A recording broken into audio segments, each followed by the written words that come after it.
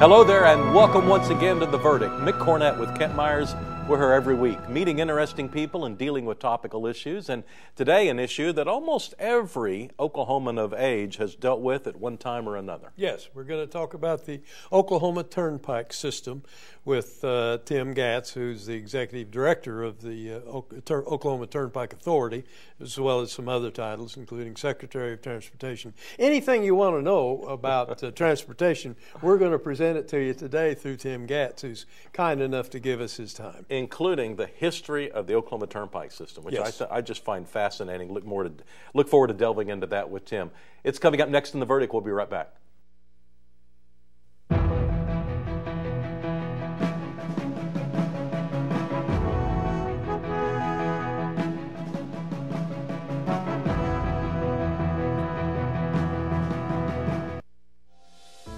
Right now, 6 feet can feel like a long ways away.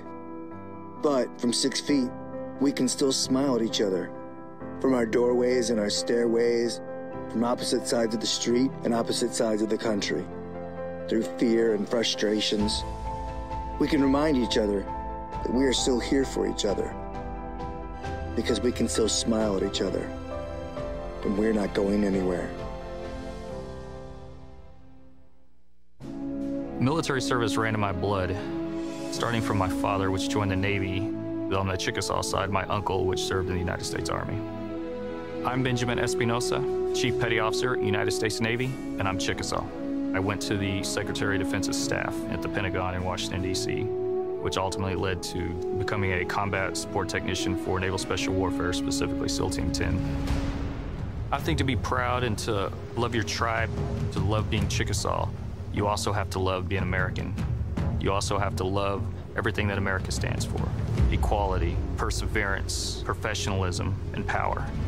I want my family to know that their father is a good person, but also feels that he has an obligation to the country and to love this nation. Anything worth having is worth dying for.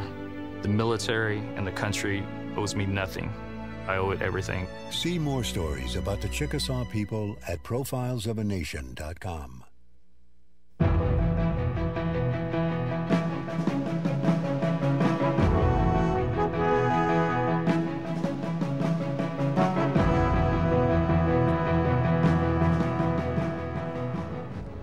Welcome back to the set of The Verdict. Mick Cornett with Kent Meyers, and Kent's going to introduce today's guest. As we talked about in the open, our guest today is Tim Gatz. He is the Executive Director of the Oklahoma Turnpike Authority.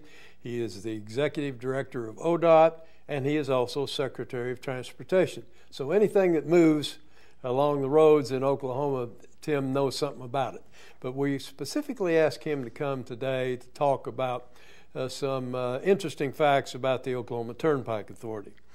Tim did his undergraduate work at Oklahoma State University. He's been with ODOT for only 32 years. When you see him, you'll wonder how he could pack 32 years into how he looks today. He looks mighty young for that.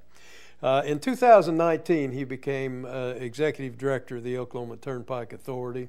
In his career with the transportation arm of state government, he's accumulated a number of service awards, a number of professional awards, and great respect among those with whom he deals.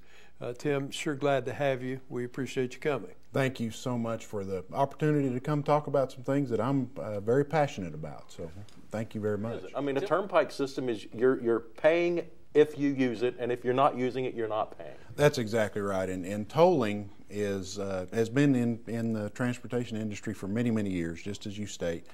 And tolling works very carefully and very closely with the tax-supported highway system, and it's really a support structure.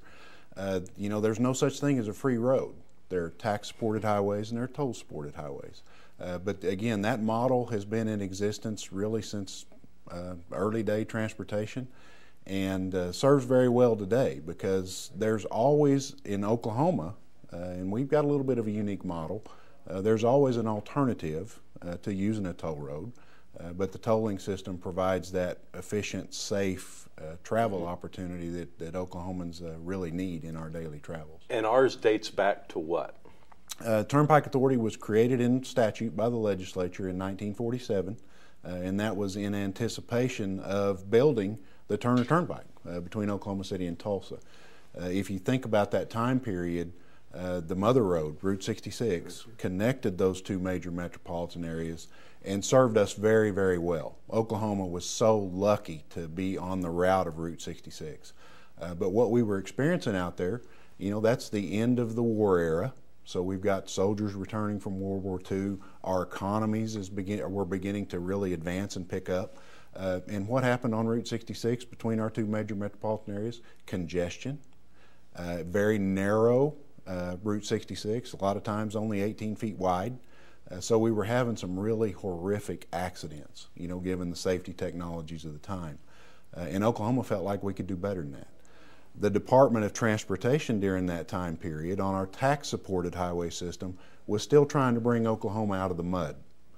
So they didn't have the resources to build that modern-day transportation system to make that connection. And the Turnpike Authority was created to do just that. We started the Turner construction in 1950. In 1953, we cut a ribbon on it. So imagine in that day with the resources that were available to pull that off. Incredible feat of construction. The Turner was so well received after it was opened that there was a lot of attention paid to it and a lot of discussion about what other opportunities the Turnpike Authority might be able to create. It's almost like they drew a straight line on a map and said, that's the route. Yeah, it was very much so. You know, the terrain between Oklahoma City and Tulsa is anything but flat. You know, so there's a lot of vertical challenges, which we have difficulty managing truck traffic because they have a tendency to travel at different speeds and sometimes parallel each other. But again, you know, the opportunity to have that connection between Oklahoma City and Tulsa has really been critical in the way the state of Oklahoma has developed. And it was 4-lane at the beginning. It was 4-lane at the beginning, yes, sir. Very modern. Divided highway. Yeah, for that time period, it was a very modern example of what the transportation system could look like. So. At the time it was opened, how many paying gates were there? I've assumed there was Tulsa and Oklahoma City. Were there any interim gates at that time? Sure. Yeah, there were. You know, the primary gates would have been at the early opening at Chandler, at Stroud, and Bristow. Yeah. And I think we'll talk a little bit about that when we talk about the future. But there weren't enough access points, and really that was predicated on the fact that we had to have toll booths. And what we were really looking at was transportation between Oklahoma City and Tulsa. Every time you introduced a toll booth, you had to be able to collect cash, man that toll booth, have a restroom. So it predicated and dictated the types of interchanges we designed at those locations. So a little bit restrictive. Yeah. And but again, we're moving into a more modern day environment where we can do some things a little different. Let me ask you, when you go to the office, you wear at least 3 hats. You wear the hat of Secretary of Transportation, the Executive Director of the Oklahoma Turnpike Authority, and the Executive Director of ODOT. How do you keep those jobs separate? I mean, how do you keep balls in the air all the time? You know, and I think it's really, the Turnpike Authority has a unique mission and a lot of unique aspects. But they serve a very, very critical transportation function. The Department of Transportation on the tax-supported highway system has its own unique aspects. And they, again, and I'll give you an example, you know, the Turnpike Authority has that ability to operate the Turnpike system, enhance and invest in it. And the Department of Transportation, for example, manages the entirety of the federal aid transportation system. So very unique aspects, but they're symbiotic. They're so closely related, and the resources that we have are so closely leveraged that it's really about what are we going to do, and our job as transportation professionals is to try to look into the future and anticipate needs and then use the resources that we've got available to us, try to make sure our transportation system continues to operate just as our forefathers did when they built the Turner and then brought us on the ODOT side the tax-supported interstate system. Very, very important to the way this country has developed. How far in advance are you all looking at the needs of Oklahoma's transportation system? You know, on a typical project, we're looking 30 years into the future.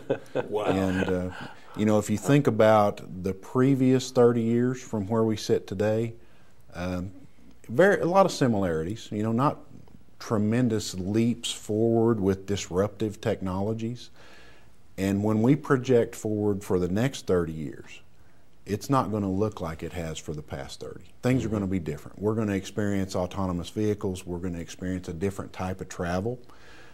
The thing that really drives a lot of our decision making, especially when it comes to moving high volumes of traffic in the metropolitan areas, is what volumes are we going to experience? How do we keep that moving? Autonomous vehicles are not going to solve that traffic volume problem. It'll make it safer eventually. Once we get to that point, maybe we can keep each other from running into each other quite so often. But it could actually result in more trips, because if you've got an autonomous vehicle, maybe it takes you and drops you off and then goes back to where it came from and then comes back and picks you up again. So we might actually experience more trips out there on our system. And we have to be able to position ourselves. And I always go back to the interstate system because that's my age group. You know, I was the one that benefited from the investments that the greatest generation made in the interstate system to support us. That's what really gave us the economic opportunities we've experienced and really allowed us to travel throughout the country very freely and openly. When you look at that, we are not done. We are going to have to continue to make investments in our transportation infrastructure with every tool that we've got in the toolbox to support that same growth and those same opportunities for generations in the future. Now, is it going to look a little different? Absolutely. Technologies are coming into play. We have to be mindful of that. But the bottom line is we are still going to have a lot of traffic to move across the state of Oklahoma and especially in our metropolitan areas. Tim Gatz is with the Department of Transportation. We'll have more after this.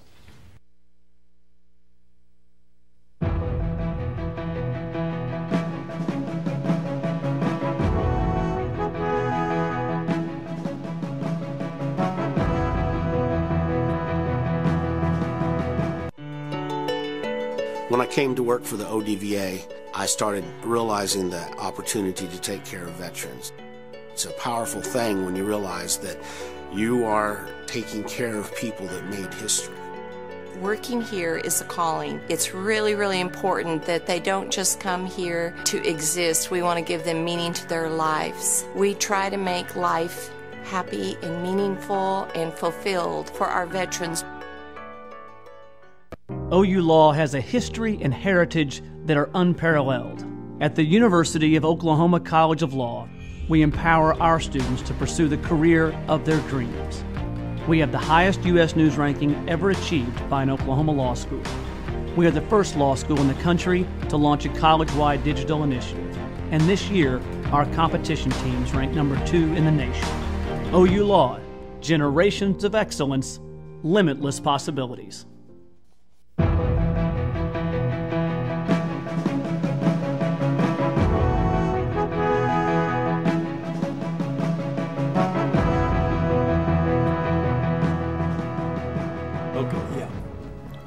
Welcome back to the Set of the Verdict. Mick, Cornett, Kent Meyers, and our guest Tim Gatz. We're talking about Oklahoma's transportation system.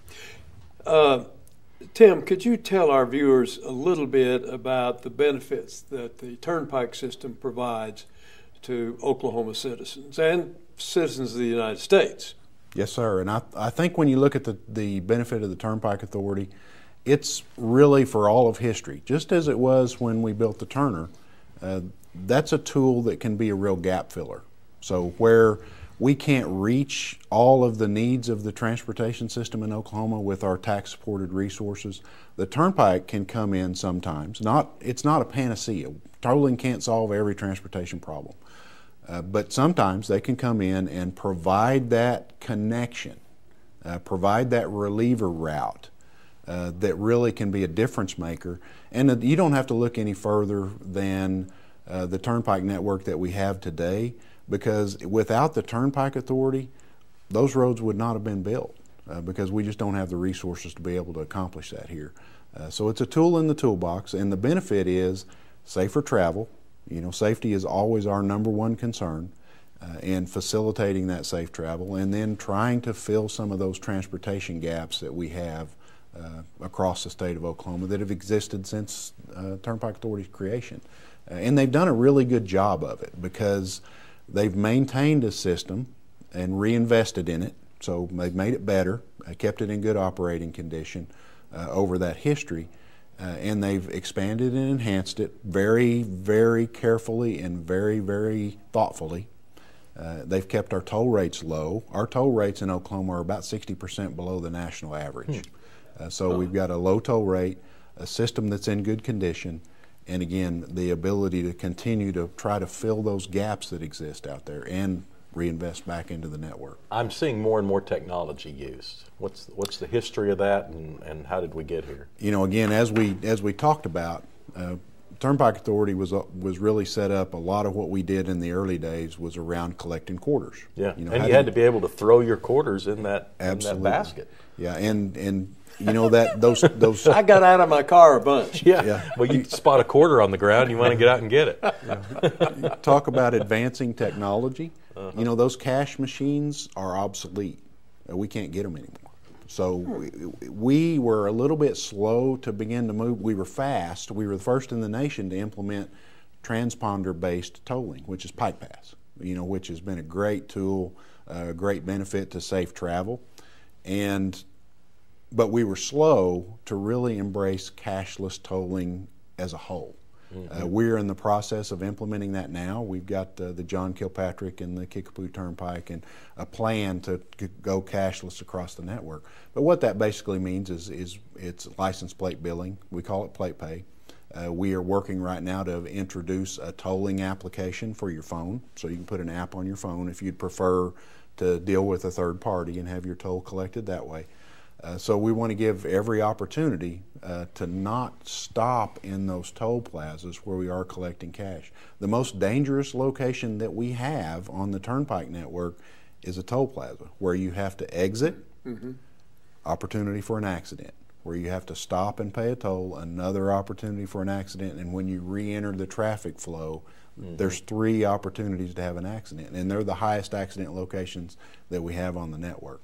So again, we're being driven by safety, we're being driven by advances in technology, and as we go cashless, it gives us tremendous opportunities to improve the function of our toll network. And I've noticed in North Texas and in Kansas, you can use your Pike Pass. That's very convenient. We are interoperable here in the central region of the United States with all of the, and Texas has a multitude of tolling authorities. So they're not like Oklahoma, and I love our model. We have one. Texas has multiple entities that you've got to deal with. So there's a lot of moving parts to, you know, interoperability between the states. But we are interoperable now with all of Texas, Kansas. Soon, we're working very closely with what's called the Southeast Hub, which is Florida and the states up the East Coast and some others, to join with them. And then your Pike Pass would be interoperable in those states too, and vice versa. Are there other opportunities to use that technology? I'm thinking, you know, parking garages and some other things. Has that been discussed? Absolutely. You know, we've done some exploration into that with some of maybe the airport parking garages. It's an underutilized resource that we, quite frankly, ought to be taking a harder look at in some instances. Okay. Let me kind of change the subject to speed limits. What is the philosophy that the Turnpike Authority uses to determine what is the maximum allowed speed on the Turnpike? I know it's gone up from, I don't know what it was in Turner, probably 55 or 50 or something when it opened, up through several step-ups to what is now, 80 now? 80 on the east end. Yeah. And that, using the Turner as a prime example. Yeah. Really, it's all about engineering. And it's driven, those decisions are driven by accident histories, what we call the 85th percentile. So, you know, how fast is 85% of the traffic driving and how safe is that? And then you look at what the highway is capable of supporting. So part of the Turner is at 75 miles an hour. When you get to the east end where we've been able to widen it and make it 6 lanes, light it down the middle, overcome some of the vertical challenges. So you give everybody a little bit more room to operate, much safer environment, and we felt very comfortable raising the speed limit to 80 there on the east end because of that.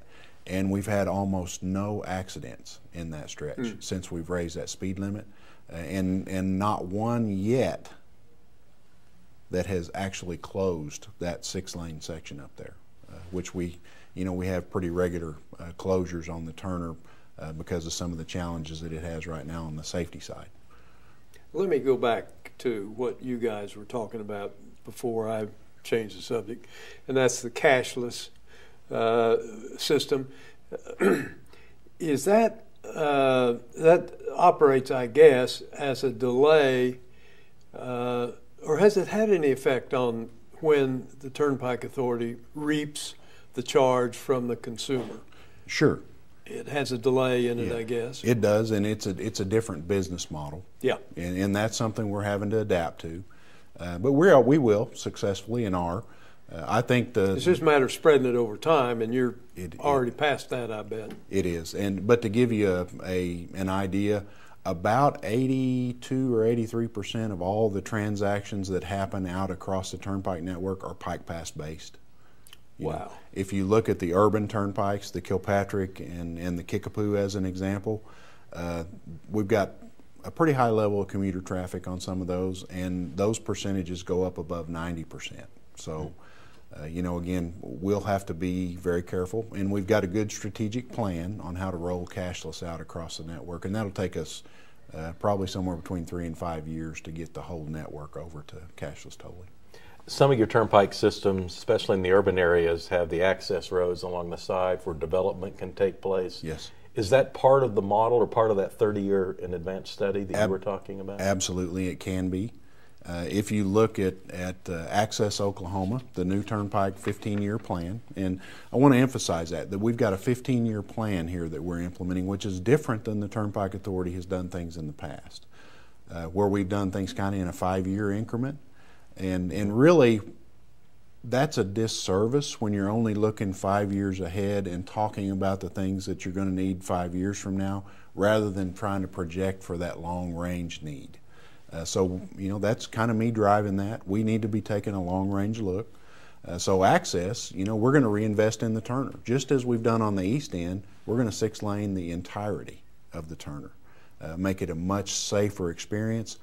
We're going to add some new access points across the Turnpike network as part of this. That's, we hear us talk a lot about access. Well, that's what this means.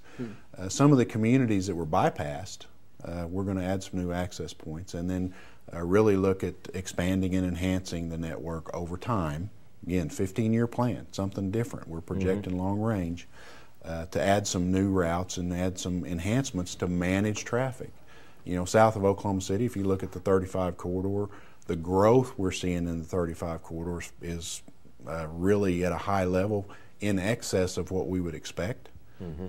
Texas is bringing 8 lanes of Interstate 35 to the Red River. I think that gives you a pretty good idea of what they think is going to happen in the 35 corridor.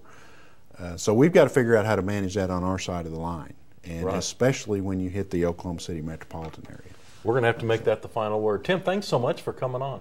Absolutely. It went too fast. It did. Appreciate the opportunity, gentlemen. Kent and I'll have a final word when we get back. Thank you.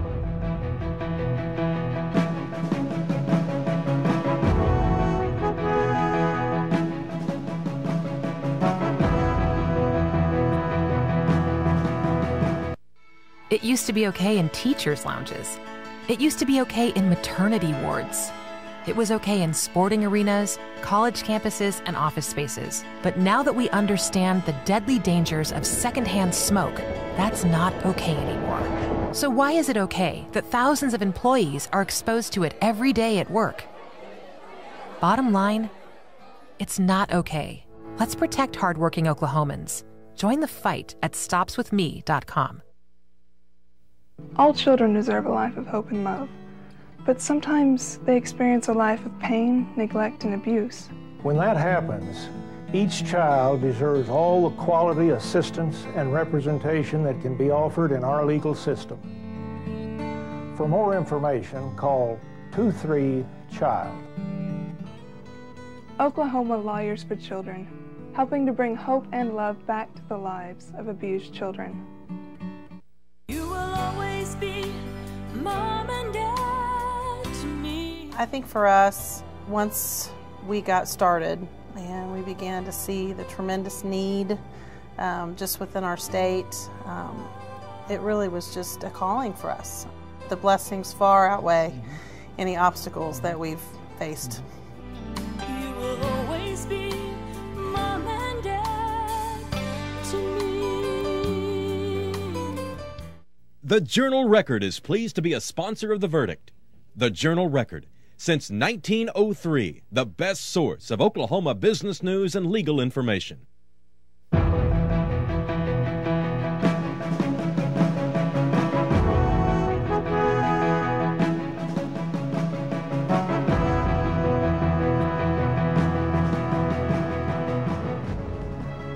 Welcome back to the set of The Verdict. Mick, Cornett, Kent Meyers. Our guest was Tim Gatz with the Oklahoma Turnpike Authority. Well, the only thing that I'd improve on this show next time is to give more time, if we possibly can, because he's got a lot of good information to impart, and he's doing a grand job. He is, and that their adoption of technology is really impressive, and it certainly makes the ease to the consumer a good investment, I think, by the taxpayers. Website information, more information at oklahoma.gov/ODOT. That's oklahoma.gov/ODOT.